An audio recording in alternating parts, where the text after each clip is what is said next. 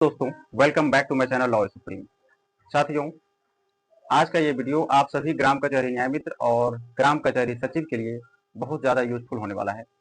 खासकर उन सभी कैंडिडेट्स के लिए जो जूनियर एडवोकेट्स हैं, that means newly enrolled advocate हैं या ग्राम कचहरी में हाल ही में ज्वाइन किए हैं एज ए न्याय मित्र। क्योंकि आज की इस वीडियो में मैं आप सभी के मन में जितने भी डाउट हैं, जो भी कंफ्यूजन है, वो सारे डाउट आपकी क्लियर करने वाला हूँ। डाउट्स क्या है कि कई समय पहले से जो ग्राम कचहरी सचिव का जो मानदेय बढ़ा दिया गया, यानी 6,000 से 9,000 कर दिया गया। तकनीकी सहायक, लेखापाल, आईटी सहायक और भी कई सारे जो संविदा कर्मी हैं और जो प्रतिनिधि हैं ग्रामीण स्तर पर, पंचायत स्तर पर, सभी का मानदेय बढ़ा दिया गया। परंतु ग्राम कचहरी न्याय मित्र का जो मानदेय है वो ज्यों का त्यों है, वो मानदेय नहीं बढ़ाया गया है या कुछ लोगों का कहना है कि बढ़ा दिया गया है। तो इन सब से संबंधित जो भी डाउट्स है, जो भी कंफ्यूजन है, वो सारे डाउट आज मैं क्लियर करने वाला हूँ। क्योंकि आप देखोगे बहुत सारे ऐसे प्लेटफॉर्म है जो आपको गुमराह करते हैं। तो मेरा ये सोच था कि जब तक कोई फाइनल अपडेट नहीं आ जाता है, जब तक कोई ऑफिशियली अनाउंस नहीं किया जाता है, तब तक मैं आप सभी को ये क्लियर अपडेट नहीं दे पाऊंगा। यही कारण है कि अब तक मैंने किसी भी प्रकार का कोई अपडेट नहीं दिया ग्राम कचहरी न्याय मित्र का मानदेय बढ़ाने को लेकर। तो शॉर्ट में अगर मैं आप सभी को बताऊं तो ग्राम कचहरी न्याय मित्र का जो मानदेय है वो वृद्धि को लेकर जितने भी डाउट्स है, सैलरी बढ़ा है या नहीं, और अगर बढ़ा है तो कितना बढ़ा है और वो कब से प्रभाव होगा, और नहीं बढ़ा है तो कब बढ़ेगा और क्यों नहीं बढ़ा है। कचहरी न्याय मित्र का जो मानदेय है, जो कैंडिडेट अपना अपना एब्सेंटी सबमिट कर चुके हैं, उनका मानदेय अभी तक क्रेडिट नहीं हुआ है उनके अकाउंट में। तो कब क्रेडिट होगा। इसके अलावा मैं आप सभी को बताना चाहूंगा, एनडीए सरकार के द्वारा, यानी मुख्यमंत्री नीतीश कुमार की सरकार के द्वारा हाल ही में एक अनाउंस किया गया है, फाइनेंस मिनिस्टर सम्राट चौधरी के द्वारा ट्विटर पे एक पोस्ट किया गया है, जिसमें अनाउंस किया गया है कि बिहार के जितने भी न्यूली इनरोल्ड एडवोकेट हैं, तो 1 जनवरी 2024 से, दैट मीन्स 1 जनवरी 2024 के बाद अपना एनरोलमेंट करवा चुके हैं as an advocate bar council में, स्टेट बार काउंसिल में। तो उनको जो है कहीं ना कहीं जूनियर एडवोकेट माना जाएगा और उनको अगले 3 साल तक मिनिमम जो स्टाइपेंड है 5,000 पर मंथ वो दिया जाएगा, एक सहायता राशि के तौर पर। क्योंकि स्टार्टिंग में क्या होता है, जो जूनियर एडवोकेट्स होते हैं उनको लिटिगेशन में बहुत ज़्यादा स्ट्रगल होता है, बहुत ज़्यादा टाइम देना पड़ता है, पेशेंस रखना पड़ता है, तब जाके जो है कहीं ना कहीं वो उस लेवल तक पहुंचते हैं। तो उनको कुछ ना कुछ प्रोत्साहन राशि दिया जाना चाहिए। इसको लेकर जो है एनडीए सरकार के द्वारा अनाउंस किया गया है। तो आज मैं सारी चीजें क्लियर करने वाला हूँ, ध्यान से देखिएगा, स्टेप बाय स्टेप मैं बताने वाला हूँ। सबसे पहले हम क्लियर करते हैं, कचहरी न्याय मित्र का सैलरी बढ़ा है या नहीं। सैलरी नहीं कहेंगे, हम मानदेय कह सकते हैं। तो ग्राम कचहरी न्याय मित्र का मानदेय बढ़ा है या नहीं, क्या फाइनल अपडेट है। तो मैं आपको बताऊं, कुछ लोगों का कहना है कि ग्राम कचहरी सचिव का और तकनीकी सहायक, आईटी और लेखपाल या बाकी जो भी संविदा कर्मी है, प्रतिनिधि है, सबका जो 1.5 गुना बढ़ाया गया है। जैसे जिसका 6,000 था तो उसका 9,000 हो गया, जिसका 20,000 था तो उसका 30,000 हो गया, जिसका 30,000 था उसका 45,000 हो गया। तो इस प्रकार से जो बढ़ाया गया है, ठीक उसी प्रकार ग्राम कचहरी न्याय मित्र का भी बढ़ा है, यानी अगर 7,000 था तो 10,500 हुआ है। लेकिन अभी तक कोई अनाउंसमेंट नहीं हुई है, कोई ऑफिशियली अनाउंस नहीं किया गया है, ना ही कोई फाइनल अपडेट है। तो अभी अगर मैं अपनी बात करूं तो मैं आपको कोई फाइनल अपडेट नहीं दे रहा हूं कि ग्राम कचहरी न्याय मित्र का सैलरी बढ़ा है या नहीं। अभी तक अगर मैं बात करूं आज के डेट तक, तो ग्राम कचहरी सचिव का जो है 6,000 से 9,000 हो गया है, जो 1 जुलाई 2025 से ही प्रभाव होगा। परंतु कुछ सूत्रों से पता चल रहा है कि वो 1 जुलाई 2025 से नहीं बल्कि सितंबर से प्रभाव होगा या अक्टूबर से होगा। लेकिन जब से भी होगा तो ग्राम कचहरी सचिव का तो मानदेय बढ़ा दिया ही गया है 6,000 से 9,000, वो ऑफिशियली अनाउंस किया गया है। इसके अलावा सचिव के द्वारा प्रोटेस्ट किए जा रहे हैं, उसमें वो लोग जो है संतुष्ट नहीं है, कई जगहों पर प्रोटेस्ट हो रहे हैं, वो जारी है। अब ग्राम कचहरी न्याय मित्र का जो है वो आज के डेट तक मानदेय नहीं बढ़ा है, यानी 7,000 का 7,000 ही है। अगर कुछ लोग बोल रहे हैं कि नहीं बढ़ गया है, 1 जुलाई 2025 से प्रभाव है वगैरह वगैरह, तो उसका कोई सत्यापित प्रमाण नहीं है, वो ऐसे ही हवा में बात कर रहे हैं, ऐसा कोई फाइनल अपडेट नहीं आया है। फाइनल अपडेट आएगा तो सबको पता चल ही जाएगा। लेकिन ज्यादा चांस ये है कि न्याय मित्र का भी मानदेय बढ़ाया जाएगा, क्योंकि न्याय मित्रों के द्वारा भी प्रोटेस्ट किए जा रहे हैं और मांग रखे जा रहे हैं। फाइनेंस मिनिस्टर और भी कई सारे जो है पंचायती राज डिपार्टमेंट के अंदर जो है इसकी मांग रखी गई। तो न्याय मित्र का मानदेय बढ़ा है या नहीं, इसका डाउट क्लियर हो गया कि नहीं बढ़ा है। चांस है बढ़ने का। कितना बढ़ने का? जितना सचिव का बढ़ा है, जैसे 6 से 9 हुआ तो न्याय मित्र का 7 से 10.5 हो सकता है। लेकिन चांस ये भी है कि नहीं बढ़ेगा, क्योंकि सरकार की नजर में न्याय मित्रों का जो ड्यूटी है वो बहुत कम है, ना के बराबर। सप्ताह में 1 दिन या 2 दिन जाना है, उनको किसी प्रकार का जिम्मेदारी नहीं है, बस कानूनी सलाह देना है, और ज्यादा जिम्मेदारी वाला जो काम है वो सचिव का है। इस वजह से सरकार का ये सोच है कि न्याय मित्र का मानदेय नहीं बढ़ाना चाहिए। अब आगे देखना है कि क्या होता है। जो डाउट है, जो लोग अब्सेंटी सबमिट कर चुके हैं और बैंक डिटेल्स भी सबमिट कर चुके हैं, उनका मानदेय क्रेडिट क्यों नहीं हुआ है अकाउंट में, कब होगा? तो मैं आपको बताऊं, बिहार के कुल 38 जिलों में से कई सारे जिलों में जिला पंचायती राज पदाधिकारी के द्वारा प्रखंड पंचायत राज पदाधिकारी को 2 लेटर इशू किया गया था, जिसमें उनसे बैंक डिटेल्स और अब्सेंटी जो है मांग किए थे। तो ब्लॉक लेवल पे जो है सभी कैंडिडेट से मांगा गया बैंक डिटेल्स और अब्सेंटी, और वो सभी लोग जो है अपना अपना सबमिट कर दिए, और सबमिट करने के बाद जो है वो जिला लेवल पे चला गया।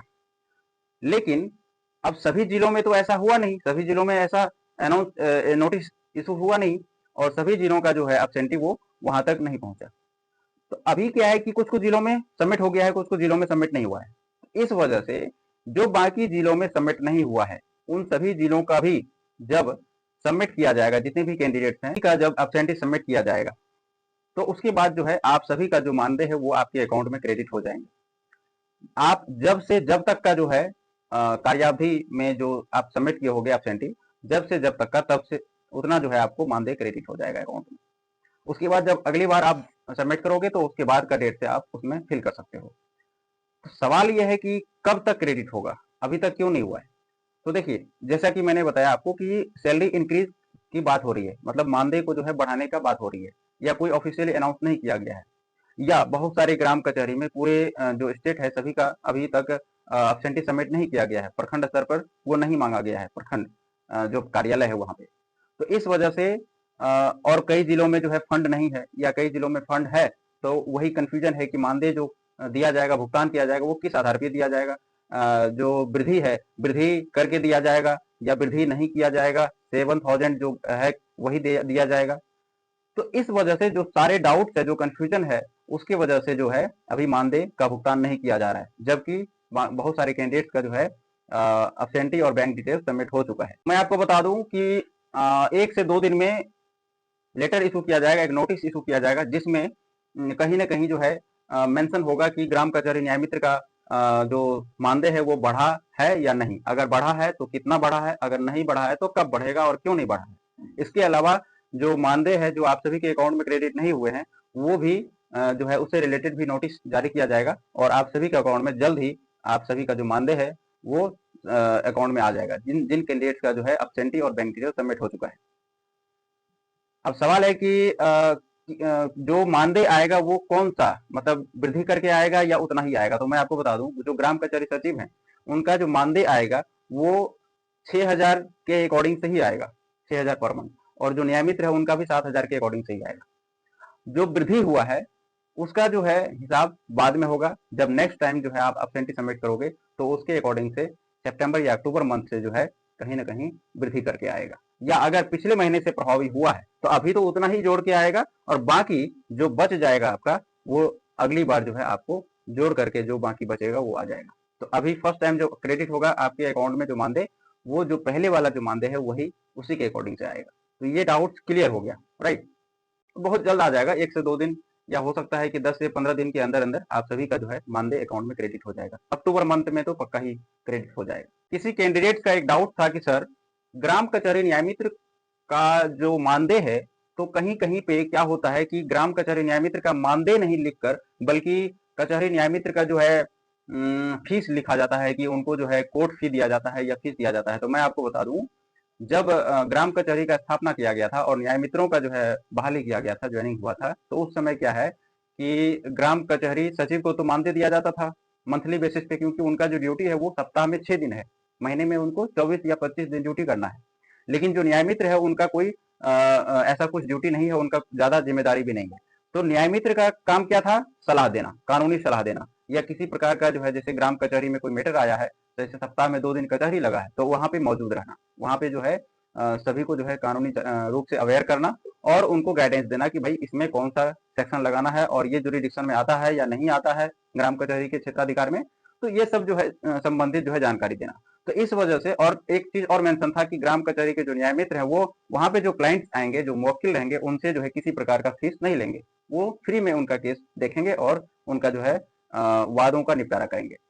तो इसमें क्या है कि सरकार जो है, ये सरकार का ये मेंटेलिटी था कि न्याय मित्र जो है एक एडवोकेट हुआ, जैसे गवर्नमेंट एडवोकेट है, एपीओ या पीपी इस तरह का जो है होते हैं डिस्ट्रिक्ट लेवल पे, उसी प्रकार ग्राम कचहरी लेवल पे जो न्याय मित्र है वो एक तरह से गवर्नमेंट का जो है एडवोकेट हुआ। तो इस वजह से सरकार का ये सोच था कि जो न्याय मित्र है उनको मैं फीस पे कर रहा हूँ, यानी एडवोकेट का जिस तरह के फीस होता है उसी तरह मैं न्याय मित्रों को फीस पे कर रहा हूँ। तो स्टार्टिंग में क्या हुआ कि सरकार जो है उनको जो है एक पर्टिकुलर फीस कर दिए थे कि स्टार्टिंग में जब ग्राम कचहरी का स्थापना किया गया था, जैसे कोर्ट फी, जैसे कोई वाद दायर हुआ तो उसमें जो कोर्ट फी निर्धारित किया गया है, जैसे 100 रुपीज जो है कोर्ट फी है, तो जितना वाद आया और उसका जो कोर्ट फी कलेक्ट हुआ, तो कोर्ट फी से ही उस न्यायमित्रों का जो है मानदेय यानी जो एज ए फीस जो है पे भुगतान किया जाता था। और जो वाद जब आया तो वो जितने वाद का निपटारा किया गया वादों का, उसके अकॉर्डिंग से उनको फीस दिया जाता था। जैसे